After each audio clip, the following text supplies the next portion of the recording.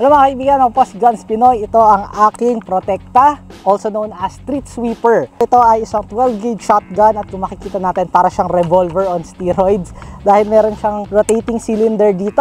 So few features nitong shotgun na ito, nagho-hold ito ng 12 rounds ng 12 gauge. So para i-load itong shotgun na ito ay ihuhulog natin yung shells dito isa-isa and kailangan kong i-rotate ang cylinder niya manually isa-isa. So kapag i-shoot natin ito, once na makalabit natin yung trigger at nag-shoot na ito ng kanyang first round, manually kailangan natin itong i-move to the side, then shoot lang ulit.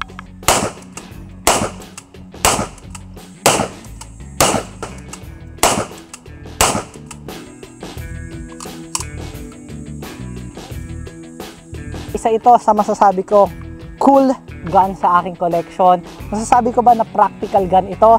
Well, mabigat siya, bulky siya, matigas yung trigger, ang tagal i-reload, wala itong sight. So kung pag-uusapan ng practicality, para sa akin hindi siya very practical for my use, pero hindi natin made-deny, it's a pretty cool shotgun.